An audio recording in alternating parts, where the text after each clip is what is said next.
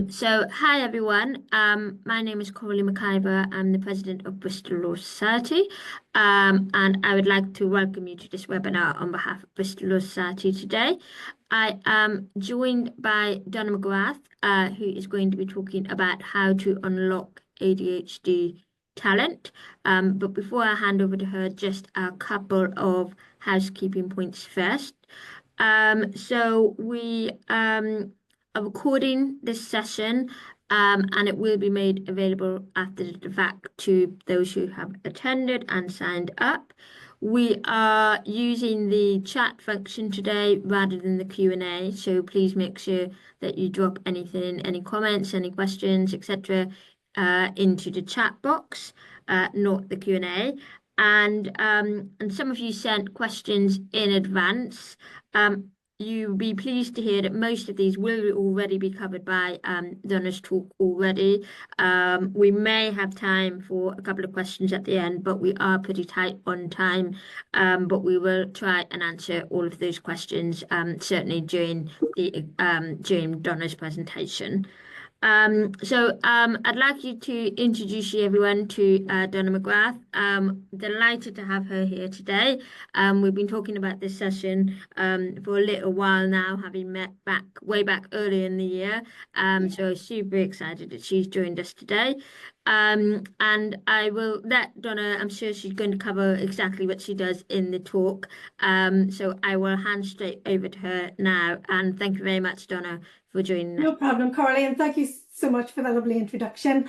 I want to get to know everybody here today because this session that I'm going to run with you is run from an ADHD person's perspective. I've got ADHD and I like to engage with people because I feel when we engage, we learn a little bit more. So I want to welcome everybody and thank you for coming along. I know you're all probably really busy. But this session today is specifically for people who are like leaders and maybe EDI people, talent, HR and partners within law firms to help you really unlock and hold on to ADHD talent.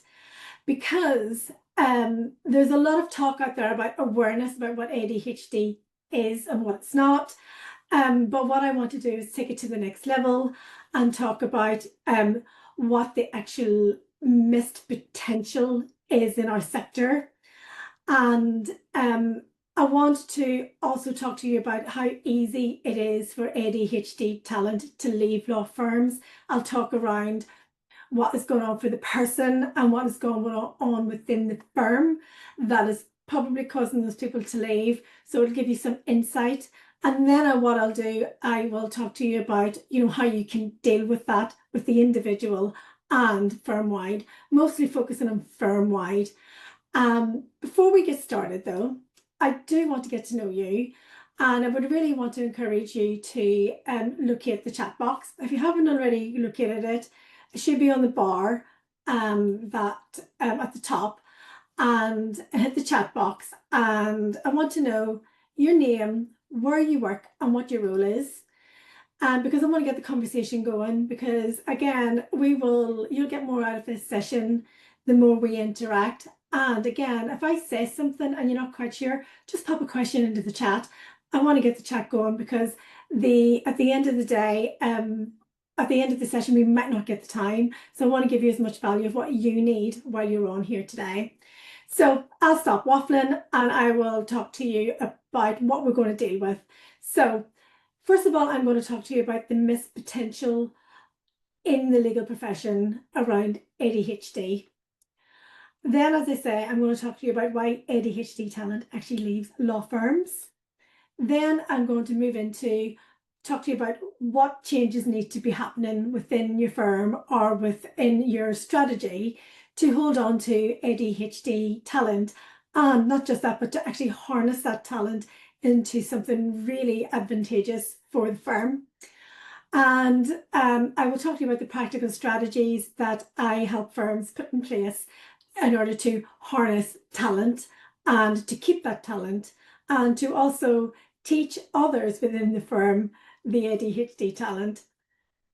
what I'm also going to offer you as well, for anybody who's here who has got a strategy or you haven't had your strategy mapped out yet, I'm going to offer you a chat with me, because what I'm offering is a free assessment to anybody who's on here today, to just, it's like a high level assessment to understand your strategy and where the gaps are and where the opportunities are to develop your strategy or improve it.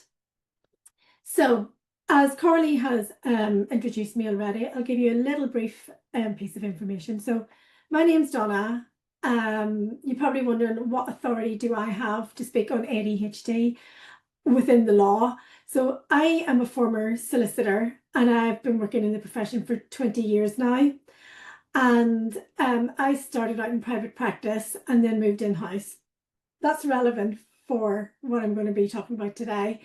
Now I actually coach and mentor law firms to build their strategy around ADHD in order to retain talent and in order to get that talent and to harness it for a competitive advantage. And I also work with in-house lawyers as well. I've been doing that for 6 years, and have been helping in-house legal teams to draw out competitive edge and to get themselves to be heard within the firm and to deliver value for the wider client.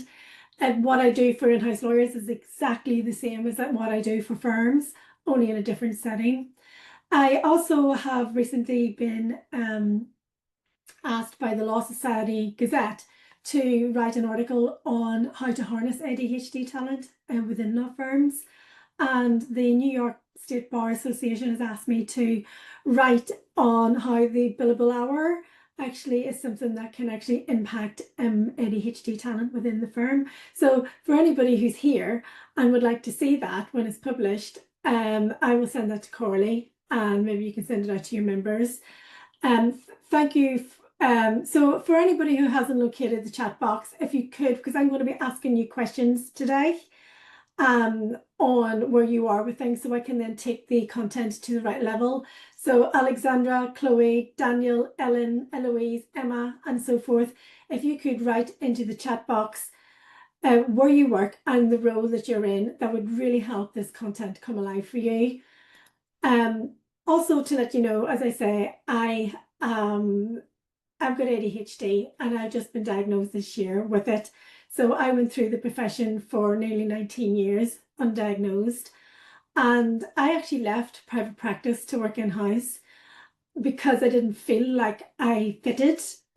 And when I moved in-house, I realized that there were skills that I had that hadn't been actually utilized within the firm setting, and I really excelled in my in-house legal career.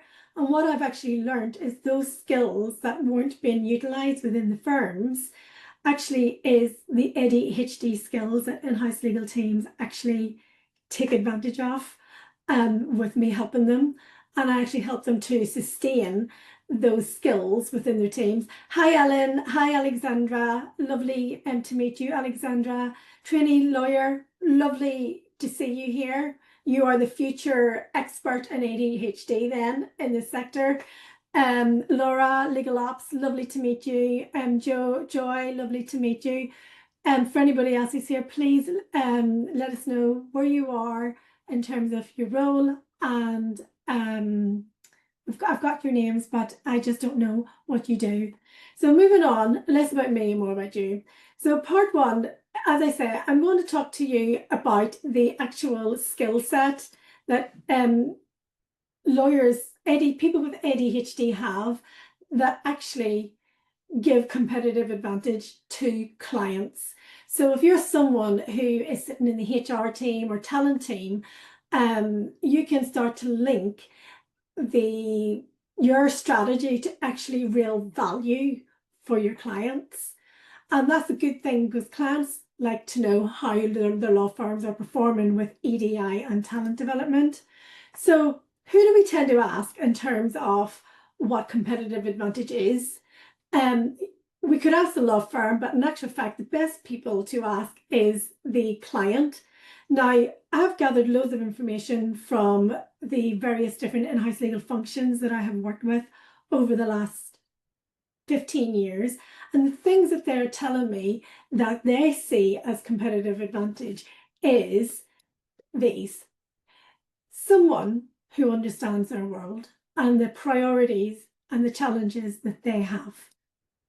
They really value someone who can solve the problems quickly and decisively, who can anticipate risk before the risk escalates, someone who can build strong and trusted relationships from the outset, and who can deliver added value beyond the obvious.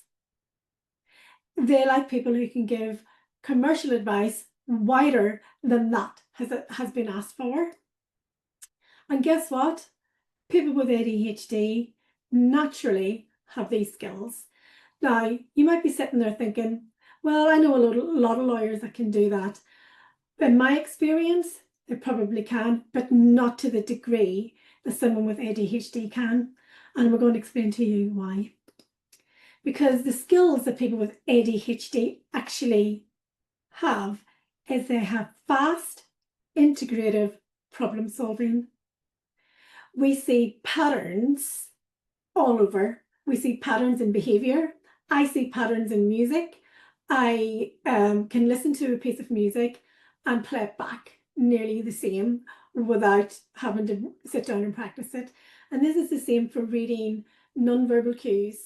This is the same for reading data. This is the same for reading information that's not even in the room. And what I mean by that is that people with ADHD pick up on socioeconomic information, political issues internally, what people's behaviours are like, what personality styles people are, and they can bring that all together really, really quickly and draft a strategy of how to influence particular individuals very quickly. That's why they're very good at influencing and sales. They've got really high empathy, where they can actually sit and feel someone's emotions even before the other person can articulate what emotion they're feeling.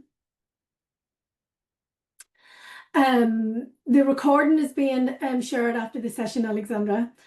They are very values-led, and particularly around justice, and they've got a very strong sense of duty to others, and this is innate in their value system. So they don't pretend that they care. They actually really do, to the point that people can really feel the passion within them for what they do, and that's very easy to buy into from a client perspective.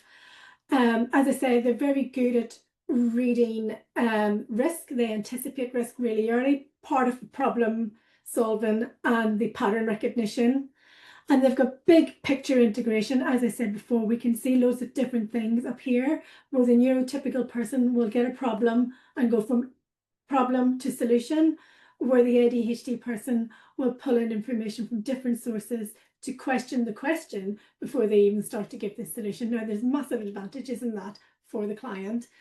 People with ADHD, because their brains are so quick in the way in which they operate, and they try to do many things at the one time, it means that they're very efficient, and they're good at putting in frameworks that causes efficiencies. I remember whenever I was in Evershed, I was a construction lawyer, construction and engineering lawyer, and we would have to deal with many different transactions at the one time within one deal. At one stage, I think I had 126 contracts. And I set up a framework within Eversheds for us to manage all those documents in one go. And you'd be surprised it was just on Excel.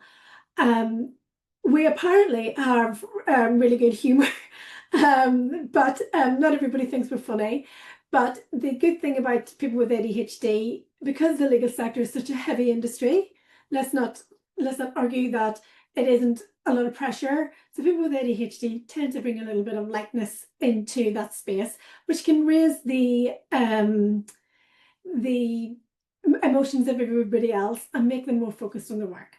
So that's the skills. So you're probably asking, okay, so what, Donna? What is the benefit of these skills for an actual law firm?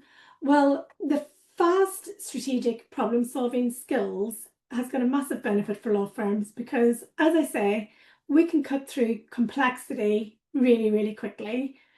People with ADHD also are able to work very well in crisis situations because of our dopamine levels get heightened and we can cope in highly stressful situations.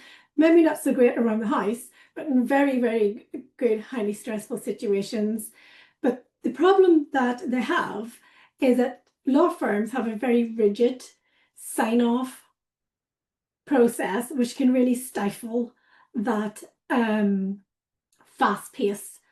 And also the billable hour incentive that rewards time and doesn't reward impact or efficiency can make the ADHD lawyer feel that they're not adding value, or their value or their skills are not making a difference to the firm and they're not being seen. So that can be a big issue.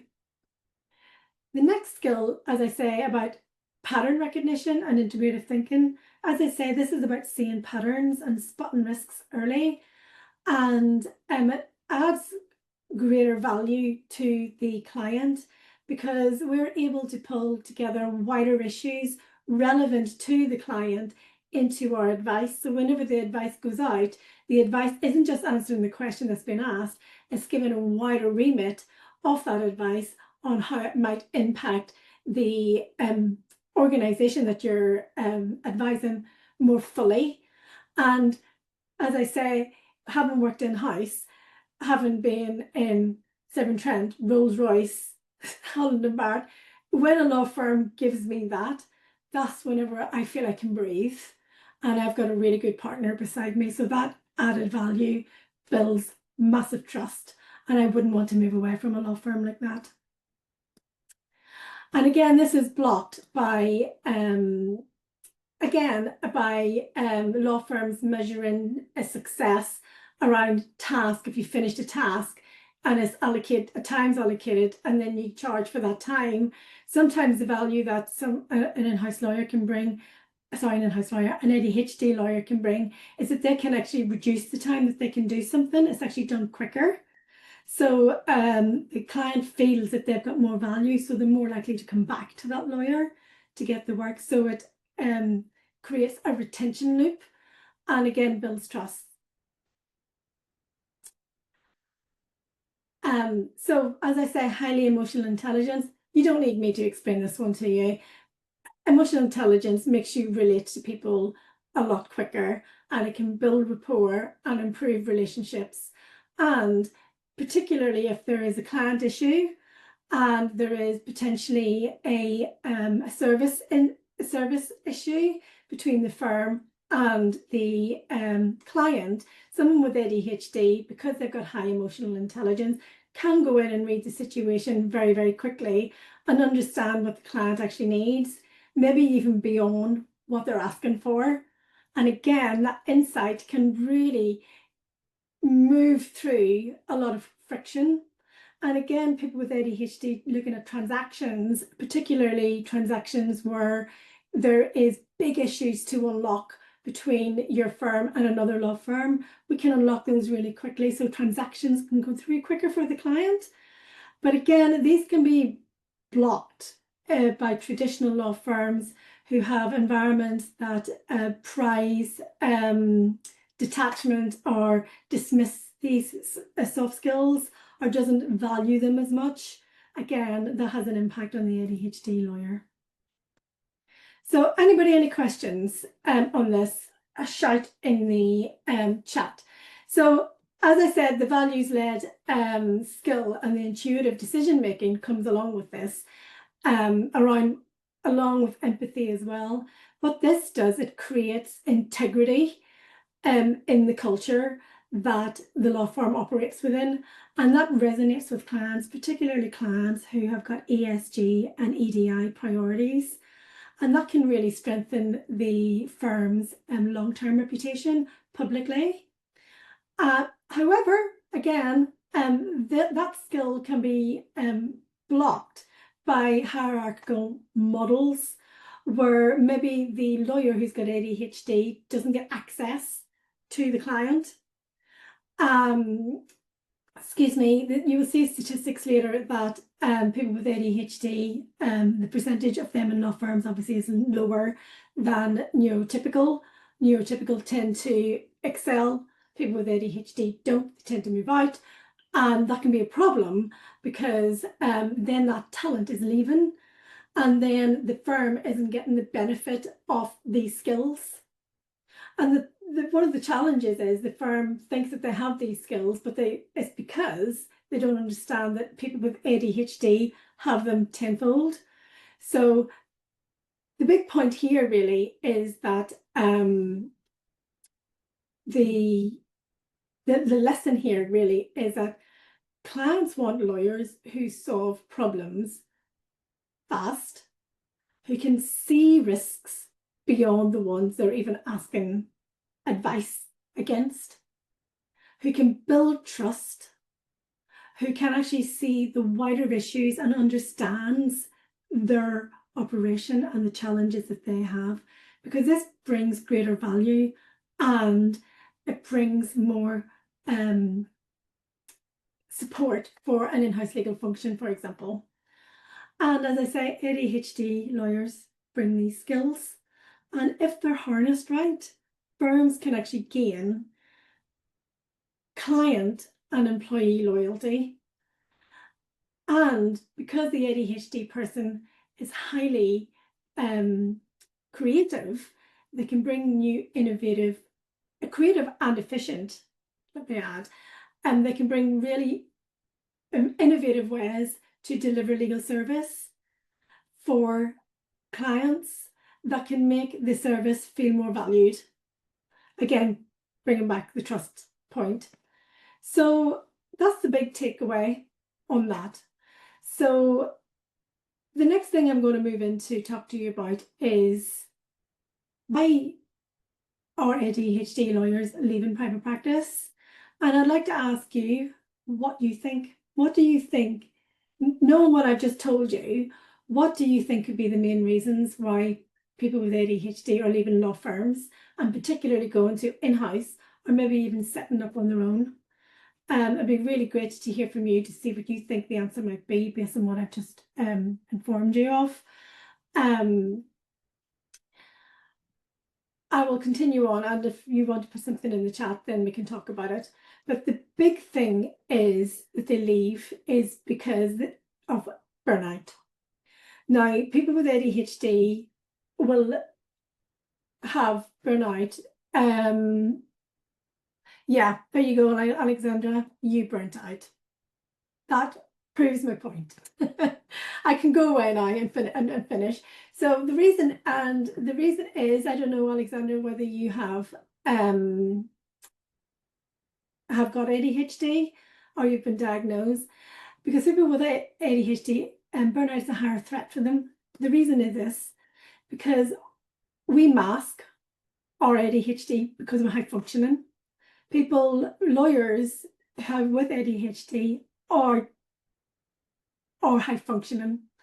And what that means is that nobody can see the symptoms of ADHD, but you still feel them. So nobody can see that you're struggling. And guess what? You're masking it and you're not speaking up. That's a massive problem. There's something else that comes with ADHD, and it's called rejection sensitivity disorder. Everybody with ADHD has this, whether you're inattentive or whether you are hyperactive or you're combined, we all have it. So what that means is someone could literally be getting off their seat and go make a coffee and ask one of their colleagues, do you want a coffee? And not ask the person with ADHD. And the person with ADHD, what will go through their brain? They hate me, they don't like me, I'm not valued, I'm not part of this team. This is a real issue for people with ADHD, but they will never say it because they think it sounds weak. But this is a real issue. Alexandra is saying 1,000,000%, or 100%, sorry. So what we tend to do is then we say yes to things to overcompensate because we don't want to let other people down. We want people to like us. And sometimes we're called attention seekers. No, it's because we're so insecure about being accepted. And this causes us to stay longer, work longer hours, because we think that people will value us if we do that. This is a massive issue. Yeah, red tape, Joy, you've got, I'm coming on to that. Yeah, exactly. The other one is time blindness. Basically, we have absolutely no concept of time. I'm going to tell you something. I was writing these slides for this session today, literally 25 minutes before the session, because I thought to myself yesterday, I know the subject, I've got the order, I've got the structure, I just need to put them together. Yeah, well, that'll take me 2 hours. No, it took me longer than that. So that is something which is really fundamental for people with ADHD. Because we don't manage our time very, very well, then we take on more than we need. And we think we've got the time, all the time in the world to do it, but we don't. So we tend to work later to demonstrate that we can do the work that we've taken on, because otherwise we think we're a failure as a lawyer. And when we're not a failure, we're just really bad at managing time. Hands up if anybody didn't know that, or in the chat, say, I did not know any of that. Well, now you do. And now you know that you can either be someone who can support someone with ADHD, or now you know if you have got ADHD, what's actually going on with you, so you can explain it and to know that it's okay. So here comes the rigid models that Joy said. So we leave distractions in the office, absolutely, big shiny objects over here and distractions, of course. So we leave because of billable hours and presenteeism is valued over impact. And when we have really rigid rules to comply with, whenever most of the rules are unnecessary. Our view is that rule creating an impact? If not, we'll break it, as long as it's not against the law. That's how the ADHD brain is. And I'll tell you why, because that feeling in a box is very suffocating psychologically for someone with ADHD. So they need flexibility. The other thing is that where there is non-linear, we've got non-linear problem solving. So if I'm in a meeting with someone and they give me a problem, but if I start then talking around the problem to understand the problem even more, the person in front of me, particularly if they're on the spectrum, will get really frustrated because they will say, that's not the problem. And I'll be saying, well, actually, we don't know if that's the problem because we haven't asked enough questions. So that can cause that rigidity, which you can normally see in your typical people, can clash, and the ADHD person, given that they're the lower number, may feel that they don't fit.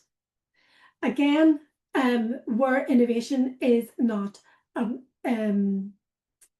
of the key pillars of growth for the law firm, I keep saying in-house lawyer, why do I do that? The ADHD person will feel dismissed instead of harnessed. So for example, I've seen examples where people I've worked with ADHD have left because they have given ideas and creative ideas to maybe improve situations, and they have not been even engaged in those. That can make them feel undervalued. And sometimes the structure within which and the strategy within which ADHD is framed is that it's framed as a problem or something to manage, and it's not considered as a talent to leverage. That whole strategy can make the ADHD person feel like they do not belong. So if your strategy is this is something we just need to manage or protect, the ADHD person will still not feel that their skills are being utilised, and they'll feel undervalued and they will leave. And even though you're doing it out of the best of will to protect that person, they see it as you curtailing their ability to grow. So that needs to be addressed. The other reason is they feel undervalued. As I said, their skills do not feel recognized in the traditional law firm model. As I say, they're creative. This is one of their major strengths, and so is strategic. But some people see it as disruptive because we ask too many questions of the question that we've been asked, and that is seen as not getting the job done. However, clients love that and they need that because they need their lawyers to stress test the actual advice that they're seeking in order to create value. Someone else mentioned about talent. They're overlooked for progression and maybe even overlooked in the recruitment process as well. They don't feel understood, and this is a cultural issue and a leadership issue. And the reason is because there's so many myths about ADHD. It's completely misunderstood. Again, as I say, it's considered mostly as something to be managed or something, or I've heard leaders say, oh, sure, everybody's got ADHD, or it's just a label, and they don't actually understand the actual real issues and the real feelings that people with ADHD have within the workforce, and they don't actually understand that it's a protective characteristic, and even more so, they don't understand that if they let that person grow and develop and utilize their skills, they can bring real value to a legal function or the firm. The other big issue is that within the strategies that I've seen law firms develop is that it's usually HR led. The strategy, when it's HR led, it's like her HR team and the EDI team are pressing against the leadership to try to get this, their strategies and the policies embedded. And the problem with that is that you're not getting real leadership buy-in. So leaders are then not being trained, and then because they're the people that are directly dealing with the staff, and they're not the ones that are geared up to support. That's not the right model, because that's like me saying, actually I was going to go into an analogy, it doesn't make sense, but so it's left to HR to embed on the role, and you're pushing against a really heavy top tier busy people that isn't going to prioritize it. So the messaging to them needs to be clear that they're the problem. The leaders are the problem because they're not buying into this.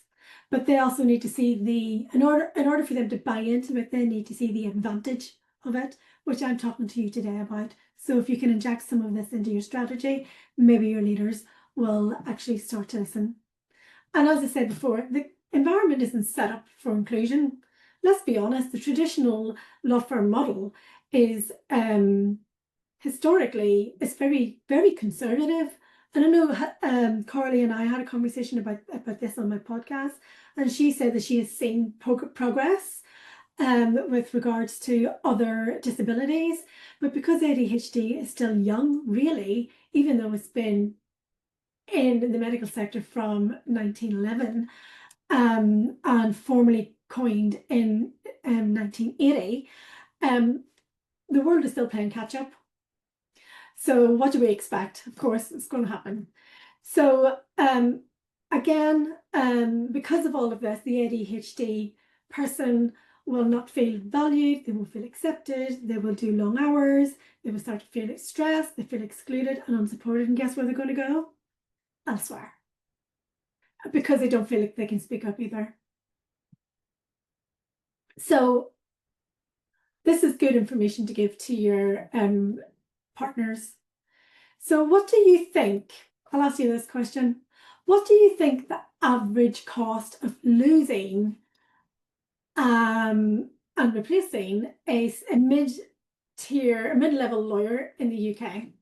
Do you think it's 10k, 70k, or 150? 150. Joy, you've seen my slides. Would anybody else have said 150? Because yes, it is. 150k plus, and that's recruitment costs, onboarding costs, loss of client, continuity, And this data comes out from the Law Society, PwC, and Thomson Reuters. It's just not me making it up. Let me ask you another question. What do you think the prevalence of ADHD is in the legal sector? Do you think it's lower than 1 to 4% population of the legal sector? Do you think it's 4 to 5%, which is the same as the general population? Do you think it might be higher, maybe 68%? Or do you think it's much higher, which is around 10 to 13%? Alexandra, 12, 10 to 13. Yeah. So the answer is 13%. That means 1 in 8 of your people are likely to have ADHD. So if your firm is not set up with the right structure, with the right training, with the not really given the space for people with ADHD to speak up and speak out, you're going to lose maybe 1 in 8 of your employees. And if they are around the senior level, that's £150,000 that your firm is losing per person. That's a lot of money. I just wonder if you put that in front of your partners, they might start to listen. Is that surprising to anyone? Now, just to let you know, that data has been pulled from the American Medical Association psychiatry paper. There actually is no data in the UK because we're way behind in the data in the UK. But I would imagine that it's not going to be too much different.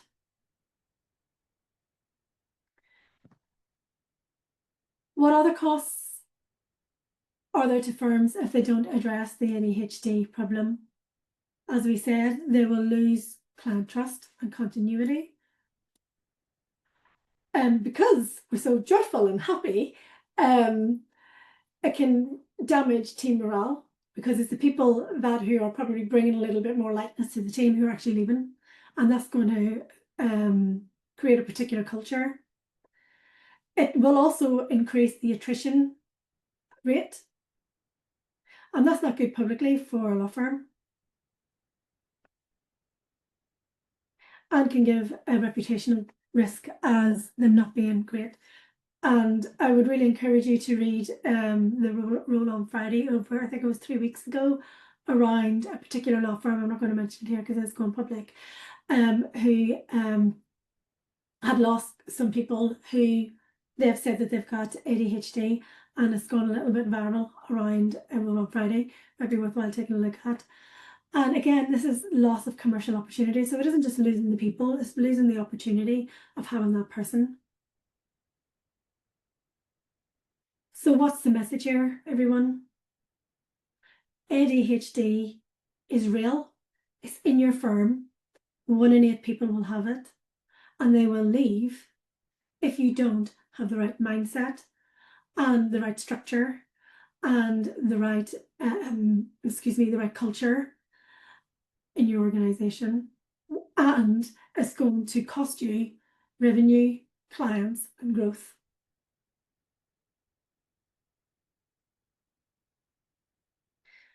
And because of that, and because that scares me, because I'm someone with ADHD, I know what it felt like to go through. I do not want people with ADHD leaving law firms because they are the people that in-house teams really need.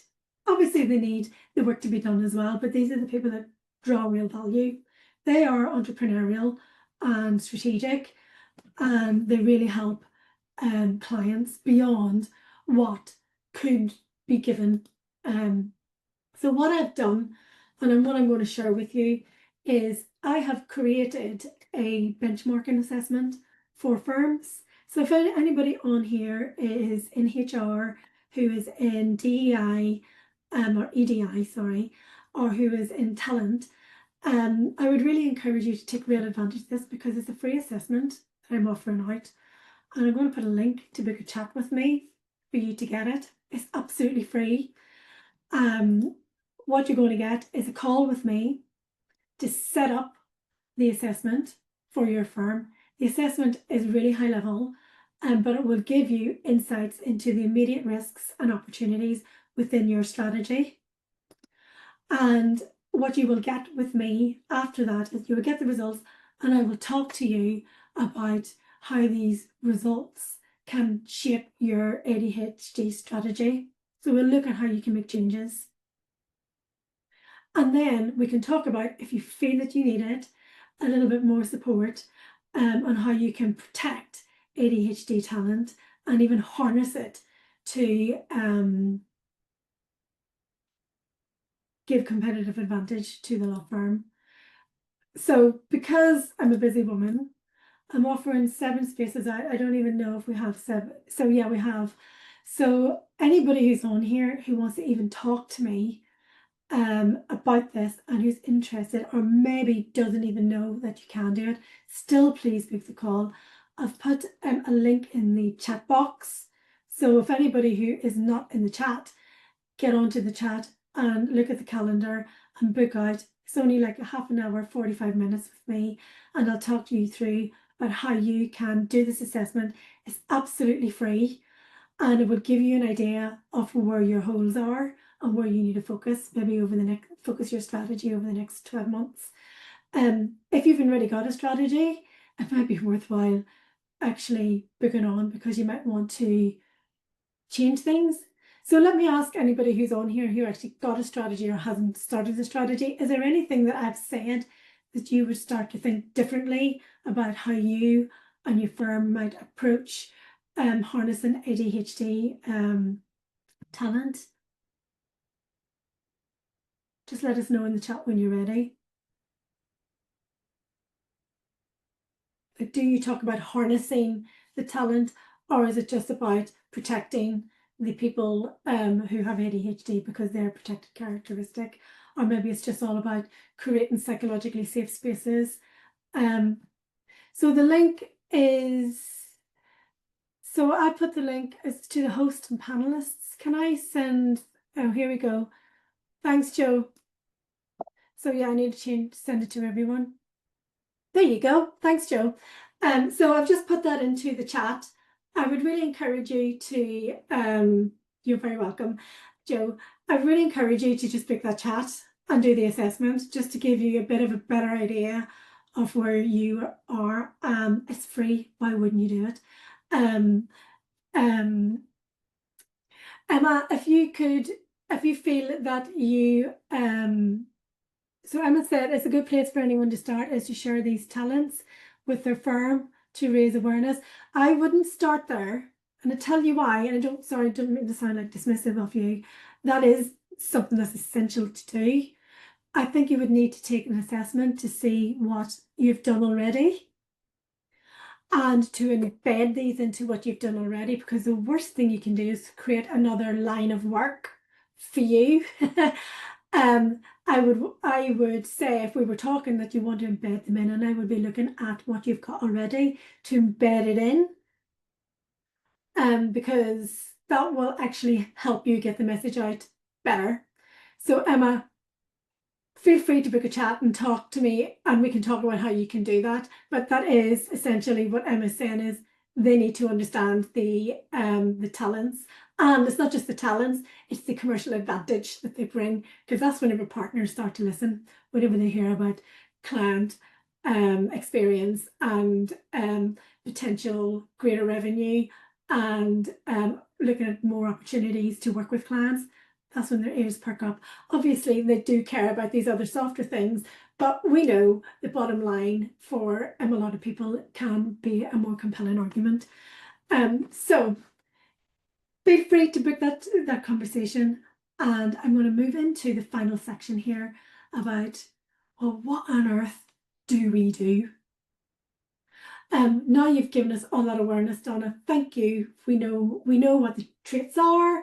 We know what the commercial advantage is. We know what the problems might be where we are. But how on earth do we go about doing this in a way that actually makes sense, that doesn't overburden you as an EDI team, as a HR team, or a talent team? Well, I'm going to talk to you about that now.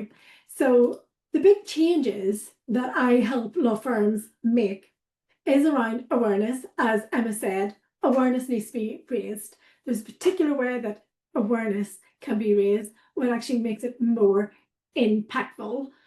And I teach and I help law firms, ADHD strategists and neurodiversity strategists to make that case so that the leaders listen, so it becomes top down, not HR in. It takes a lot of pressure off the HR team, and the right people are in place and the right framework is in place to actually support the people, and the right people are trained. The next thing is looking at the structure of your strategy. Again, this is all about the things that you have in place and how effective those things are, and actually supporting and harnessing the skill, because you can make people aware of it, but the question is, what do they do? If they don't have the framework to know what to do about it, then that can be very difficult for them. So you're walking into another question. When you work with me, you don't walk into that question, you've got the answer already. The other issue is, again, as I keep saying, it's about the leadership approach. I'll talk to you that in a little bit more detail. And also the culture. These are the 4 areas that I help you focus on, so you can draw out the gaps, so you know where to focus any ways to actually enhance your strategy, or even to create a strategy. Some people don't even have one. So what I'm going to talk to you about is the change in words, the change in awareness. It needs to be, and it has to be around the focus around the language. This is the absolute foundation of any strategy, or any effective strategy that's going to be embedded in the right way, is around how you're positioning it. So we need to change the focus from managing ADHD to harnessing it. Oops. And we need to help even the EDI teams and talent teams and HR teams to, of course, it is a protected characteristic, but don't stop at protection, because if you stop the language at protection, then it's, if you don't move it into, it's okay, how do we harness this, then no one's going to see the advantage of it. So your language and how you speak about it is essential to how other people would buy into it. So, and that language comes from you. It won't come from the leaders. It won't come from the partners, because they're not the one that's pushing this. So the awareness focus needs to be around. So I don't know how many of you who understand ADHD know that there is masking. So you probably do know there's masking, but the problem is with masking, it's very hard for another person to determine whether someone has got ADHD or not, to be able to go to them to actually support them in the first place. And that is a very difficult conversation to have. So I help law firms to draw awareness out of not what it looks like, but what it feels like for the person, so they can actually self-determine whether they've got ADHD or not. And that focus from what it looks like to what it feels like will help people think, oh, I feel like that sometimes. Actually, bloody hell, I feel like that all the time. Maybe I have ADHD. So what I help you do is put that messaging out and then signpost that to the right way. Because once that someone has had that light bulb moment, I don't know if anybody, who we have on here that has it, was it Alexandra? Whenever you realised that you had it, Alexandra, like, was it not a massive light bulb moment for you to think, bloody hell, if only I had known this earlier, I would have spoke about it and got the support and help that I need. So that awareness can really, really encourage people to speak up, and then to get the help that they need, and to go to the right departments, and then the right people know, and then you know, this person has got that talent. How much are we harnessing that from them? not that you're taking anything from them like blood. But then the next issue is the message around the leaders. As I say, sometimes the mindset around ADHD actually is a prevailing feature which can cause inclusion. So if someone sees ADHD as a problem or something that needs to be managed or something that we just have to do, then of course that is not going to really encourage other people to get involved in the conversation. So how you think about it is really important. So I do a lot of work about how you think about ADHD. And also, as I said before, some people still think of ADHD as an excuse, or they're just lazy, so they're just saying they've got ADHD. My husband says to me, "Oh, stop being lazy." I'm like, "I'm not lazy. Believe you me, I'm doing a lot of stuff in here, but I just can't actually move myself to do anything physically." That's a massive issue. Then we hear, "Sure, everybody's got ADHD." Well, actually, 1 in 8 people do. So the other thing is around around awareness, is around this RSD, the rejection sensitive dysphoria. In order to manage that, that's a leadership skill. And to be honest, leaders and law firm leaders and leaders across the world should be aware of people who are very sensitive to rejection and should be trained anyway in learning how to be more emotionally intelligent and more present with their staff so that they can lean into and understand their needs. And again, that's all around the awareness piece. So around unlocking performance, the structures, as we talked about, we need to move beyond the billable hours. We need to find a better way and measure success on impact and not just time, and allow flexible workflows for creativity to happen, and to build frameworks that allow for efficiency. Here's how it looks in practice. So someone with ADHD has time blindness and maybe even perfectionism if they've got if they're on the spectrum. So for those people, you need to measure their success in terms of impact, not hours. And people who are stimulated because of routine is not good for someone with ADHD. We need flexibility and flexible workflows and creative tasks.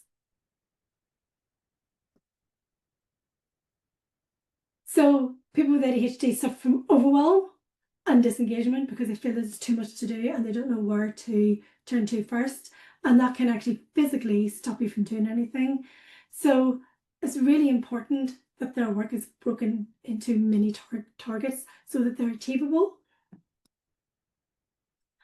And because we are so easily pulled off into distraction, we see big, shiny, creative things, and that means that we're not going to do the task. The leader needs to have regular check-ins and an anchor to focus the person on the task jobs. One great thing that we have is hyper-focus. So whenever the dopamine is up, we can have really fast problem-solving skills, and I can knock out these slides. And whenever I'm hyper-focused, in maybe an hour and a half, I was not on hyper-focus yesterday. So that time needs to be protected for those individuals. As I said, we're great in crisis, high-stakes situations. So you might want to give that kind of work to someone with ADHD. So I'm just checking the time. Around leadership, we need to enable the leaders to manage effectively. So the firms should train your leaders to recognise where if someone is maybe overcompensating for time and they're working really long hours.